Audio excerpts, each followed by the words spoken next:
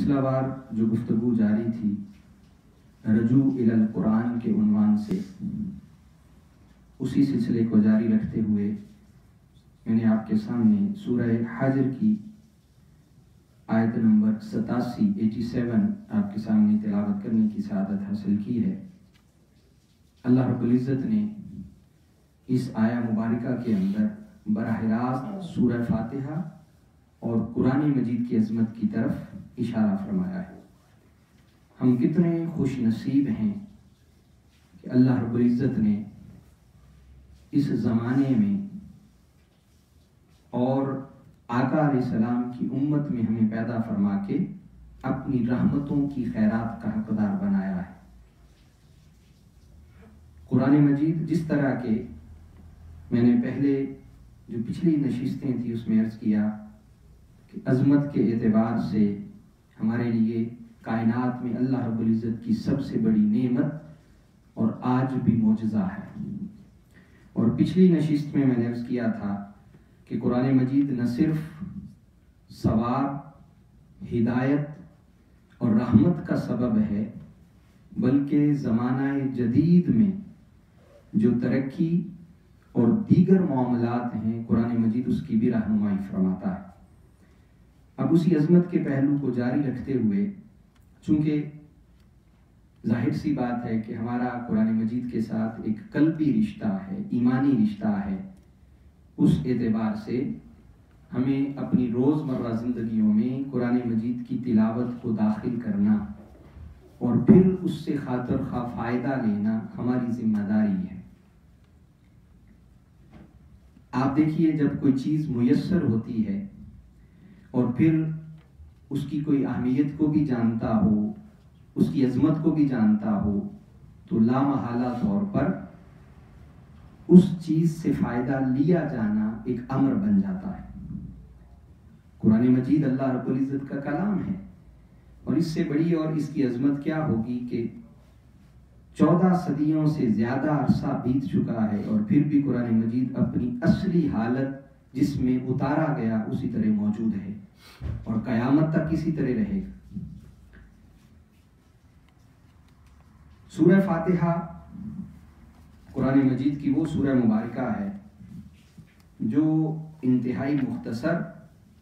مگر فضیلت اور عظمت کے اعتبار سے قرآن مجید میں سب سے زیادہ فضیلت رکھنے والی سورہ مبارکہ ہے، اور آلموسٹ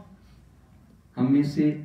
اکثر لوگوں کو، بلکہ ہر ایک شخص کو، ہر مسلم کو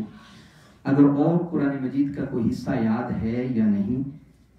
سورہ فاتحہ میکسیمم، آلموسٹ میکسیمم، اب جتنا بھی زیادہ کہا جائے، لوگوں کو یاد ہوتی ہے۔ تاجدار کائنات صلی اللہ علیہ وسلم نے سورہ مبارکہ کی عظمت کی طرف اشارہ کرتے ہوئے، اور آپ اگر غور کریں اس کے الفاظ پر، سورہ فاتحہ کے الفاظ پر، ہم روزمرہ زندگی میں ہوتے ہیں اور شاید کبھی دھیان نہیں دیتے، اس بات کی طرف توجہ نہیں دیتے۔ سورہ فاتحہ کتنی عظیم سورہ مبارکہ ہے، اس حدیث مبارکہ سے اندازہ کیجئے۔ حضرت سیدنا ابو ہریرہ رضی اللہ تعالیٰ عنہ روایت کرتے ہیں، عن ابی ہریرہ رضی اللہ عنہ قال سمعت رسول اللہ صلی اللہ علیہ وسلم یقول قال اللہ تعالی قسمت الصلاة بینی و بین عبدی نصفین ولعبدی ما سأل وفی روایت فنصفها لی ونصفها لعبدی فإذا قال العبد الحمد للہ رب العالمین قال اللہ تعالی حمدنی عبدی۔ حضرت ابو ہریرہ رضی اللہ تعالیٰ عنہ بیان کرتے ہیں کہ رسول اکرم صلی اللہ علیہ وسلم کو فرماتے ہوئے سنا، اللہ تعالیٰ نے فرمایا ہے کہ میں نے صلاۃ یعنی تلاوت کو، یعنی یہ نماز کے اندر جو تلاوت کو اپنے اور اپنے بندے کے درمیان 2 حصوں میں تقسیم کر دیا، اور میں نے اپنے بندے کو وہی دیا جو اس نے مجھ سے مانگا ہے، میں نے اسے وہی عطا کیا جو اس نے مجھ سے سوال کیا۔ اور ایک اور روایت میں ہے کہ اس کا آدھا حصہ میرے لیے ہے اور آدھا میرے بندے کے لیے ہے۔ نماز اور تلاوت اور وہ دعا جو سورہ فاتحہ میں وہ کرتا ہے، آدھا میرے لیے ہے اور آدھا میرے بندے کے لیے ہے۔ سبحان اللہ۔ اب خالصتاً ہم نماز اللہ رب العزت کے لیے ادا کرتے ہیں، مگر ارشاد فرمایا کہ وہ آدھا بندے کے لیے ہے اور آدھا اللہ رب العزت کے لیے، فرمایا میرے لیے. اور فرمایا فَإِذَا قَالَ الرَّحْمَنِ الرَّحِيمِ قَالَ أَثْنَى عَلَيَّ عَبْدِي. جب بندہ الرحمن الرحیم کہتا ہے تو اللہ تعالیٰ فرماتا ہے میرے بندے نے میری تعریف کی. قال فَإِذَا قَالَ مَالِكِ يَوْمِ الدِّينِ قَالَ مَجَّدَنِي عَبْدِي. اور جب بندہ مالک یوم الدین کہتا ہے تو اللہ تعالیٰ فرماتے ہیں میرے بندے نے میری بزرگی بیان کی. وَإِذَا قَالَ إِيَّاكَ نَعْبُدُ وَإِيَّاكَ نَسْتَعِينُ. اور جب وہ إِيَّاكَ نَعْبُدُ وَإِيَّاكَ نَسْتَعِينُ کہتا ہے تو اللہ تعالیٰ فرماتے ہیں یہ میرے اور میرے بندے کے درمیان ہے کہ میرے بندے نے جو مانگا میں نے اسے عطا کر دیا. بینہ ہذا بینی و بین عبدی ولعبدی ما سأل. جو بندے نے مجھ سے مانگا، جو سوال کیا، میں نے اسے عطا فرما دیا. وَإِذَا قَالَ اهْدِنَا الصِّرَاطَ الْمُسْتَقِيمَ صِرَاطَ الَّذِينَ أَنْعَمْتَ عَلَيْهِمْ غَيْرِ الْمَغْضُوبِ عَلَيْهِمْ وَلَا الضَّالِّينَ. اور جب بندہ یہ کلام کرتا ہے، یہ عرض کرتا ہے تو اللہ رب العزت فرماتے ہیں قَالَ هَذَا لِعَبْدِي وَلِعَبْدِي مَا سَأَلَ. تو میرے بندے نے مجھ سے جو مانگا میں نے دے دیا. یعنی پچھلی آیتوں میں سورہ فاتحہ میں اب یہ اللہ سے تعلق ہے بندے کا، براہ راست کلام ہے. آپ ادھر مانگ رہے ہیں اور وہ آپ کی بات سن کے آپ کو براہ راست جواب دے رہا. اس سے بڑی اور اچھی کنورسیشن کہ آپ لائیو ہوں اللہ رب العزت کی ذات کے ساتھ، آپ کا تعلق براہ راست اللہ رب العزت کی ذات کے ساتھ جڑا ہوا ہو. اس سے بڑی اور نعمت آپ کے لیے کائنات میں کیا ہو سکتی ہے؟ آپ تصور کیجئے کہ کتنی پیاری سورہ مبارکہ ہے کہ آپ ادھر سے آغاز کرتے ہیں، آپ پڑھنا شروع کرتے ہیں اور اللہ رب العزت اپنے اس بندے کو وہاں پر فوراً جواب عطا فرماتے ہیں. اس سے بڑی عظمت اس سورہ مبارکہ کی اور کیا ہوگی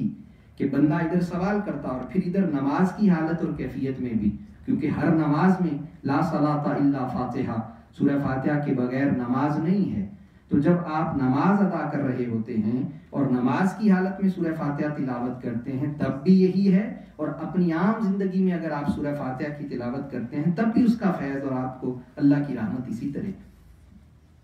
اور پھر آگے ارشاد فرمایا، جس طرح میں نے یہ پچھلی روایت میں عرض کیا، اس سے متصل آگے اس کی آگے شرح بیان کرتے ہوئے بھی محدثین نے ذکر کیا کہ اس کی دلیل یہ ہے کہ نبی اکرم صلی اللہ علیہ وسلم نے اس کی تفسیر کے ساتھ اس طرح فرمائی ہے کہ صلاۃ سے مراد تلاوت ہے اور کبھی کبھی صلاۃ بھی ہے. اس سے مراد تلاوت بھی ہے آپ کی عام زندگی میں، اور نماز بھی مراد ہے کیونکہ وہ اس دوران کی جاتی ہے، یعنی یہ دعا پڑھی جاتی ہے اور وہ اس کے حصوں میں سے ایک حصہ ہے. جیسا کہ اللہ تعالیٰ نے فرمایا وَلَا تَجْهَرْ بِصَلَاتِكَ وَلَا تُخَافِتْ بِهَا. اور اسے اللہ تعالیٰ اور بندے کے درمیان دو حصوں میں تقسیم کرنے کا مطلب یہ ہے کہ اس کا نصف حصہ اللہ تعالیٰ کی ثنا ہے، عظمت پر مشتمل ہے، اور نصف حصہ بندے کی طرف سے دعا اور التجا. آپ اگر غور کریں تو سورہ فاتحہ اسی کا مجموعہ ہے کہ آپ جب اللہ کے حضور التجا کرتے ہیں، دعا کرتے ہیں، سوال کرتے ہیں، اس کی ثنا، اس کی عظمت کا ذکر کرتے ہیں اور ساتھ پھر سوال کرتے ہیں. اور کتنا عظیم سوال ہے، اہدنا الصراط المستقیم، ہمیں سیدھی راہ دکھا، ہمیں خیر کی راہ دکھا، ہمیں رحمت کی راہ دکھا، اپنی طرف بڑھنے کی راہ دکھا، اور وہ راہ دکھا کہ جس پر تو نے اپنے بندوں پر رحمت کی ہے، اپنے بندوں پر کرم فرمایا. اسی طرح پھر دوسری روایت ہے جسے حضرت عبداللہ ابن عباس رضی اللہ تعالیٰ عنہ روایت کرتے ہیں. وہ فرماتے ہیں رضی اللہ عنہما قال بینما جبریل علیہ السلام قائد عند النبی صلی اللہ علیہ وآلہ وسلم سمع نقیدا من فوقه فرفع رأسه فقال. ایک دن سیدنا جبرائیل علیہ السلام آقا علیہ السلام کی بارگاہ میں تشریف لاتے، انہوں نے اوپر سے آواز سنی اور سر اٹھایا، پھر کہنے لگے یہ آسمان کا ایک دروازہ ہے جسے آج کھولا گیا. هذا باب من السماء فتح اليوم لم يفتح قط الا اليوم فنزل منه ملک. کہ یہ آسمان کا ایک دروازہ آج کھولا گیا ہے جسے آج کھولا گیا ہے، اس سے پہلے یہ کبھی نہیں کھولا گیا، اور اس سے ایک فرشتہ نازل ہوا ہے. اور اس فرشتے نے کیا کہا، فقال ھذا ملک نزل الی الارض لم ينزل قط الا اليوم فسلم، کہ یہ جو فرشتہ نازل ہوا ہے اس سے پہلے یہ کبھی زمین پر نازل نہیں ہوا، اس سے پہلے یہ نہیں نازل ہوا. اور اس نے کیا کہا ہے، اس فرشتے نے کیا کہا ہے، وقال ابشر بنورین اوتیتہما لم یؤتہما نبی قبلک فاتحۃ الکتاب وخواتم سورۃ البقرۃ لم تقرأ بحرف منہما الا اوتیتہ، رواہ مسلم. وہ فرماتے ہیں کہ اس جو فرشتہ نازل ہوا وہ کیا لے کر آیا، کیا اس کے پاس تھے، 2 نور اس کو عطا ہوئے، اس کے ذریعے سے 2 نور عطا ہوئے ان کی آپ کو مبارک ہو. وہ فرشتہ 2 نور لے کر آیا، فرمایا اس کی آپ کو مبارک ہو. اس سے پہلے یہ کسی نبی کو عطا نہیں ہوئے. ایک وہ پہلا نور کیا ہے، سورہ فاتحہ، اور دوسرا نور سورہ باقرہ کی آخری آیات، جو سورہ باقرہ کی آخری آیات ہیں. فرمایا یہ 2 نور اس امت کو عطا کیے گئے ہیں. اب ذرا اگلے الفاظ سنیے، فرمایا ان دونوں میں سے جس حرف کی بھی آپ تلاوت کریں گے اس کا مصداق آپ کو عطا ہوگا. جب بھی آپ اس کا سوال کریں گے، التجا کریں گے، اللہ کے حضور مانگیں گے، ان ساری آیات میں سے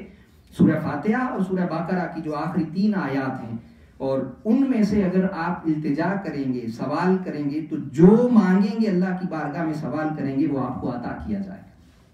سبحان اللہ. اور پھر اسی طرح آقا علیہ السلام نے ایک اور مقام پر جسے حضرت انس بن مالک رضی اللہ تعالیٰ روایت کرتے ہیں، وہ بیان فرماتے ہیں، قال کان النبی صلی اللہ علیہ وسلم فی میسر فنازل ونازل رجل الى جانبه قال فالتفت النبی صلی اللہ علیہ وسلم فقال الا اخبرك بافضل القرآن قال بلا فطلع الحمدللہ رب العالمین، رواہ ابن حبان والحاکم. حضرت انس بن مالک روایت کرتے ہیں، نبی اکرم صلی اللہ علیہ وسلم ایک دفعہ تشریف لے جا رہے تھے، رک گئے، اور آپ کے پہلو والا آدمی بھی رک گیا جو آپ کے ساتھ چل رہا تھا. تو وہ کہتا ہے کہ نبی اکرم صلی اللہ علیہ وسلم میری طرف متوجہ ہوئے، اور متوجہ ہو کے مجھے فرمانے لگے، کیا میں تمہیں قرآن مجید کی سب سے افضل صورت نہ بتاؤں؟ آقا علیہ السلام جب فرمائیں کہ میں تمہیں قرآن مجید کی سب سے افضل ترین سورہ مبارکہ نہ بتاؤں، تو اس نے عرض کیا، جی پیارے آقا ضرور بتائیے، ارشاد فرمائیے کہ کون سا جو ہے قرآن مجید کی سورہ مبارکہ سب سے افضل ہے، فضیلت میں سب سے اعلیٰ. تو آقا علیہ السلام نے ارشاد فرمایا الحمدللہ رب العالمین، یعنی اس سے مراد سورہ فاتحہ. تو آپ دیکھیے دوستان جی احتشام کہ یہ جو تعلق ہے قرآن مجید کے ساتھ، جسے آج ہم چھوڑ بیٹھے ہیں، جس سے ہم دور ہو چکے ہیں، اور اللہ ماشاءاللہ رمضان آتا ہے تو تب بھی شاید خوش قسمت لوگ ہیں جو قرآن مجید کی تلاوت کو جاری رکھتے، مگر موسٹلی ہمارا تعلق قرآن مجید کے ساتھ وہ نہیں رہا. تلاوت بھی، اور تلاوت سے آگے بڑھ کر اس کا ترجمہ بھی، پھر تفسیر بھی، پھر اس کے ساتھ تعلق ہونا، پھر اسے صرف رمضان تک محدود نہ رکھا جائے بلکہ اپنی زندگیوں میں، روزمرہ زندگی میں اسے داخل کیا جائے. ہم اندازہ نہیں کر سکتے کہ قرآن مجید کو روزمرہ زندگی میں داخل کرنے کے ساتھ کتنی برکات ہماری زندگی کو نصیب ہوتی. یہ ایک حصار ہے، ایک نعمت ہے آپ کے لیے روزمرہ زندگی کے اندر، کہ جب آپ ان کی تلاوت کرتے ہیں تو پھر دیکھیے یہاں جیسے میں نے سورہ فاتحہ کی عظمت کی طرف آپ کو چند باتیں عرض کی، اسی طرح قرآن مجید کی جنرلی جو آقا علیہ السلام نے اس کی عظمت کی طرف اشارہ کرتے ہوئے ارشاد فرمایا. اور پھر دیکھیے جو آیہ مبارکہ سورہ حجر کی تلاوت کی تھی، اللہ پاک نے اس میں فرمایا تھا کہ ہم نے آپ کو بار بار دہرائی جانے والی آیتیں عطا فرمائیں، بار بار عطا کی جانے والی آیتیں عطا فرمائی ہیں، جو 7 آیتیں ہیں، اور پھر ہم نے بڑی عظمت والا قرآن تمہیں عطا کیا. اور آقا علیہ السلام نے ارشاد فرمایا کہ اگر کوئی شخص قرآن مجید کی تلاوت نہیں کرتا، نہیں پڑھتا، آقا علیہ السلام نے اس کی طرف تنبیہ کرتے ہوئے کیسے ارشاد فرمایا. حضرت عبداللہ ابن عباس رضی اللہ تعالیٰ عنہ روایت کرتے ہیں، قال قال رسول اللہ صلی اللہ علیہ وسلم ان الذی لیس فی جوفہ شیء من القرآن کالبیت خارب. فرمایا کہ اگر کوئی شخص اس کی زندگی میں، اس کے دل میں قرآن کا کوئی حصہ نہیں ہے، قرآن مجید کا کچھ حصہ نہیں ہے، تو تو آقا علیہ السلام نے ارشاد فرمایا وہ ویران گھر کی طرح، وہ بے آباد گھر کی طرف ہے، اجڑے ہوئے گھر کی طرح ہے، بے آباد گھر کی طرح ہے۔ اور پھر دوسرے مقام پر آقا علیہ السلام نے ایک اور انداز کے ساتھ قرآن مجید کی عظمت کی طرف اشارہ کرتے ہوئے فرمایا کہ اگر کسی شخص کو فاقہ ہوتا اور زندگی جو ہے مشکلات میں گھری ہوئی ہے، دکھ میں گھری ہوئی ہے، اذیتوں میں گھری ہے اور وسائل نہیں اوپن ہو رہے، تو آقا علیہ السلام نے اس کی طرف اشارہ کرتے ہوئے فرمایا عن الحسن قال قال رسول اللہ صلی اللہ علیہ وسلم لا فاق لعبد یقرأ القرآن ولا غنا له بعدہ، رواہ ابن ابی شیبہ۔ حضرت حسن روایت کرتے ہیں کہ نبی اکرم صلی اللہ علیہ وسلم نے ارشاد فرمایا اس شخص کو کبھی زندگی میں فاقہ نہیں ہوگا، اسے بھوک نہیں آئے گی، اس کا ایک وقت کھانا کھا لیا اور دوسرے وقت کھانا کھانے کے پیسے نہیں ہیں، یہ موقع اس کی زندگی میں نہیں آئے گا اگر جو شخص قرآن مجید کی تلاوت اپنی زندگی میں کرتا،